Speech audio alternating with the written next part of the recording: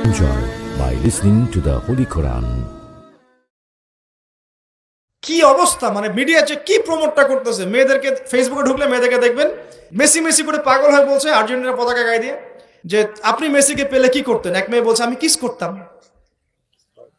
তোর জামাই হয়তো, হ্যাঁ ওর জামাই না, তাহলে মানে কি কি শেখাচ্ছি আমরা মানুষকে? একটু ভালো করে লক্ষ্য করে দেখেন। আমার মেয়ে, মনে করেন আপনার মেয়ে আছে না, আপনার মেয়েকে আপনি 5 বছর 7 বছর হয়তো বাসায় টাইটলি আপনি মানুষ করতে পারবেন। অসংখ্য ছোট ছোট মেয়ে বাচ্চা এখন বাইরে বের হয়ে ধর্ষণের শিকার হচ্ছে না? কোন সমাজে আপনি আপনার সন্তানকে রেখে যাচ্ছেন চিন্তা করবেন না একটুও? আমরা একা একা যদি ভালো মানুষও হতে চাই পারবো না তো। আমি আমার মেয়েকে কতদিন পর্যন্ত বাসায় বন্দি করে রাখবো? সে যখন বাইরে যাবে কি দেখবে? বাইরে দেখবে প্রতারণা, বাইরে দেখবে মিথ্যা, বাইরে দেখবে ধর্ষণ, বাইরে দেখবে ইফটিজিং, বাইরে বেপরদামি, বাইরে অশ্লীলতা। আপনার ছেলে বড় হয়ে এগুলো শিখবে। ছোট্ট একটা বাচ্চা আমাদের বাসায় আছে, ও গালে হাত দিলে হাসে, তা আমি তাকায় থাকি আর ভাবি যে 5 বছর হাস, আগে 5 বছর পরে যখন তুই দুনিয়াটা বুঝতে শিখবি অটোমেটিক হাসি বন্ধ হয়ে যাবে। কোন জায়গায় আপনি বাচ্চাকে রেখে যাচ্ছেন চিন্তা করে দেখেন একবার। একটা ছোট্ট বাচ্চার ইজ্জতের কোনো গ্যারান্টি পাচ্ছি না আমরা। মানুষ কোন জায়গায় চলে গেছে দেখেন। মাদক অ্যাভেলেবল হয়ে গেছে। পর্নোগ্রাফি দেখে না 5% ছেলেও পাওয়া যাবে না। আর যারা পর্ন দেখে ভিতর থেকে এরা পশু হয়ে গেছে। এর কাছে একটা বাচ্চাকে দিলেও সে রেপ করে রেখে দিবে। চিন্তা করে দেখেন না, বিগত 50 বছরে ধর্ষণের সংখ্যা বেড়েছে না কমেছে? কি পরিমাণ বেড়েছে, বেড়েছে কি পরিমাণে? পর্নোগ্রাফির পরিমাণটা কি পরিমাণ বাড়ছে? মাদক কি পরিমাণে বেড়েছে? এখন এই দায়িত্ব তো শুধু প্রশাসনের না, শুধু পলিটিশিয়ানদের না, আমাদের সবার দায়িত্ব আছে তো। আমরা যদি যার যার জায়গা থেকে দায়িত্ব পালন করতে আজকে পিছুপা হয়ে যাই, বিশ্বাস করেন আগামী 10-20 বছর পরে আমাদের সন্তান একটা ভয়ঙ্কর বিশ্ব দেখবে আসে। ওরা এমন একটা বিশ্ব দেখবে যার দুঃস্বপ্নের মতো কল্পনাই করে নাই। আল্লাহ আমাদেরকে বোঝার তৌফিক দান করুন। আমি হয়তো কিছুটা ইমোশনাল হয়ে বেশি কথা বলে ফেললাম, ভুল ত্রুটি হলে মাফ করবেন। সামনে আসেন। আমি বুঝাচ্ছিলাম যে এই 3টা জায়গা থেকে বের হবে এবং তার সাথে জয়েন হবে কারা? ইহুদিরা এবং এক শ্রেণীর নারী, যাদেরকে আপনি ঘরে রাখতে পারবেন না। উদাহরণ দিতে এত দূর চলে গেছে। আরেকটা জায়গার কথা আসছে যে দাজ্জাল বের হবে শাম এবং ইরাকের মাঝামাঝি একটা রাস্তা থেকে। শাম মানে হচ্ছে ফিলিস্তিন, জর্ডান, লেবানন, এই যে পুরো কন্টিনেন্টটা আছে এটার নাম শাম। কি নাম? শাম। সিরিয়া আছে এর মধ্যে। আর ইরাক হচ্ছে এই যে আমাদের ইরাক তো চিনেন, সাদ্দাম হোসেনের দেশ, চিনেন নাই? আচ্ছা, এর মাঝখান থেকে একটা রাস্তা থেকে মাসিহুদ দাজ্জাল বের হবে। একটু ভূগোল ঘাটবেন, একটু জিওগ্রাফি পড়ে দেখবেন। ওর মাঝখানে এখন একটা রাষ্ট্রের জন্ম হয়েছে। এই রাষ্ট্রটা আজকে থেকে 100 বছর আগে বিশ্বের বুকে ছিল না। ছিল 1914 সালের আগ পর্যন্ত এরকম কোন রাষ্ট্রের অস্তিত্বই বিশ্বের বুকে ছিল না। বিগত 100 বছরে এটা অস্তিত্ব লাভ করেছে। নাম আপনারা সবাই জানেন। এবং সেখানে শুধু রাষ্ট্র গঠন করেই তারা ক্ষান্ত হয় নাই, কিন্তু ওই যে বললাম 70,000 ইহুদি যোগ দিবে ইস্পাহানের, বললাম না? তার মানে অন্য হাদিসের লিঙ্ক করলে দেখা যায় নবীজি বলছেন যে সে বিশ্ব শাসন করবে এবং তার ফলোয়ার্স হবে কারা? জিউসরা। জিউস মানে কারা? ইহুদিরা। তো সে যদি রাষ্ট্র কায়েম অলরেডি করে ফেলে এবং সেখানে যদি বিশ্বের সমস্ত জায়গা থেকে জিউসরা এসেও যায় এবং ওরা সেখানে শক্তিশালী হয়ে যায়, তাহলে দাজ্জাল সশরীরে বের না হলেও তার অনুসারীরা কি বের হয় নাই? বোঝেন নাই কথা? বুঝছেন? এখন তার অনুসারীদের একটু অবস্থা দেখেন। বিশ্বের বড় বড় সেক্টরগুলোর কথা আমি জাস্ট মেনশন করে দিই। Politics, economics, finance, military section এবং মিডিয়া। বড় বড় 5-6টা সেকশন। একটা সেকশন আমাকে দেখাবেন যেটা ওদের নিয়ন্ত্রণের বাইরে আছে? এমন কোন সেকশন নাই। এখানে শিক্ষিত মানুষ যারা, তারা আমার কথা বুঝতে পারবে।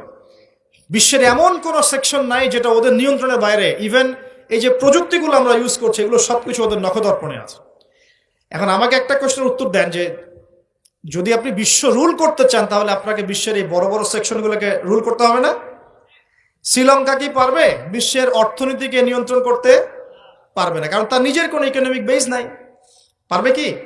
সিরিয়া, এখন কি সিরিয়া পারবে সারা ওয়ার্ল্ডের পলিটিক্সকে নিয়ন্ত্রণ করতে? পারবে না। মনে করেন প্যালেস্টাইন কি পারবে সারা বিশ্বের ফাইন্যান্স এগুলো নিয়ন্ত্রণ করতে পারবে? সেখানে তো মানুষ অনুদানের উপর তারা চলছে না? তাদের তো জানমালের নিরাপত্তাই নাই। তার মানে যে বা যারা বিশ্ব শাসন করবে, দাজ্জাল এবং তার অনুসারীরা, তাদেরকে বিশ্বের বড় বড় সেকশনগুলো তো রুল করতে হবে, তাই নয় কি? এখন আমরা খেয়াল করে দেখছি যে দাজ্জাল সশরীরে বের না হলেও, সে সশরীরে না আসলেও তার ফলোয়ার্স যারা, তারা কিন্তু অলরেডি রাষ্ট্র কায়েম করেছে, বিশ্বের বড় বড় সেকশন নিয়ন্ত্রণ করছে এবং ঐক্যবদ্ধ হয়েছে, জেরুজালেমকে রাজধানীও ঘোষণা করে ফেলেছে। এবার কি মিলাতে পারছেন কথা যে কোন দিকে আমি ফোকাস করছি?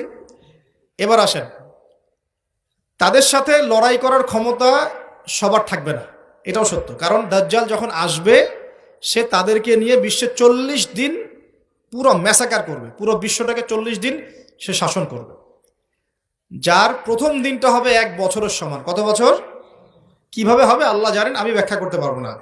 দ্বিতীয় দিন হচ্ছে 1 মাসের সমান, তৃতীয় দিন 1 সপ্তাহের সমান, তারপরের দিনগুলো আমাদের দিনের মতোই।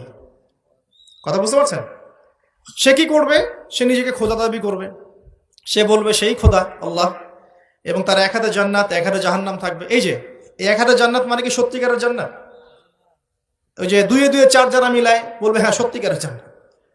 দাজ্জাল একটা বাহন থাকবে, গাধা বলা হয়েছে, যার বিশাল ডানা থাকবে, যে ডানার নিচে বহু মানুষ আশ্রয় নিতে পারবে, এবং সেই ডানাতে সে আকাশে চড়ে বেড়াবে। আকাশে উড়ে এমন কোনো গাধা আছে নাকি? আছে? যারা 2 2 4 মিলায়, যে 2 যোগ 2 লেফট হ্যান্ড সাইড সমস্যা রাইট হ্যান্ড সাইড, এরা মনে করবে যে উড়ন্ত গাধাও মনে হয় আসতে পারে। আর যারা ইন্টেলেকচুয়াল থিঙ্কিংস রাখেন তারা বুঝবেন যে হতে পারে এটা এমন কোনো প্রযুক্তি যেটা দিয়ে সে আকাশকে নিয়ন্ত্রণ করবে। হতে পারে অত্যাধুনিক কোনো এয়ারক্রাফট, আল্লাহ ভালো জানেন। তবে উড়ন্ত কোনো গাধা যে হবে না এটা আমরা নিশ্চিত ইনশাআল্লাহ। তো এখানে অনেক রূপকথা আছে। সে ডান হাতে জান্নাত মানে যারা তাকে ফলো করবে সে ওদের সবাইকে প্রোগ্রেস দিবে, দুনিয়াতে শান্তিতে থাকবে। আর যে তার মানে আনুগত্য করবে না, জুলুমের শিকার হবে, ব্যাস জাহান্নাম। এ তো সরাসরি জান্নাত জাহান্নাম নয় যে ধরে ঢুকাই দিবে। জান্নাতকে হাতে নিয়ে ঘোরা সম্ভব? কখনোই না। তো এমনও একটা হাদিস আসছে যে সে একটা কওমের কাছে গিয়ে দাঁড়াবে, বলবে আমার উপর ঈমান নিয়ে আসো। কওম বলবে আমরা তোমাকে মানি না, এরা মুমিন হবে, মুসলিম হবে, আমরা তোমাকে মানি না।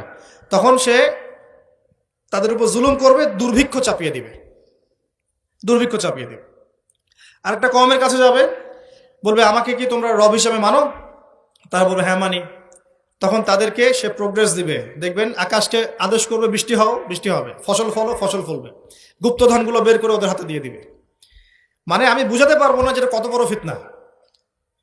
পৃথিবীতে চলমান সমস্ত ফিতনাগুলোকে একত্রিত করলেও দাজ্জালের সমান হবে না। তবে তার শাসনটা চিরস্থায়ী হবে না, আলহামদুলিল্লাহ। তার এবং তার ফলোয়ার্সদের শাসনটা চিরস্থায়ী হবে না। তারা যে মনে করে বসে আছে যে এই দাজ্জালই হচ্ছে সত্যিকারের মাসিহ, সে সত্যিকারের মাসিহ নয়। সত্যিকারের মাসিহকে তারাই হত্যা করার চেষ্টা করেছিল। তার নাম কি? ঈসা আলাইহিস সালাম।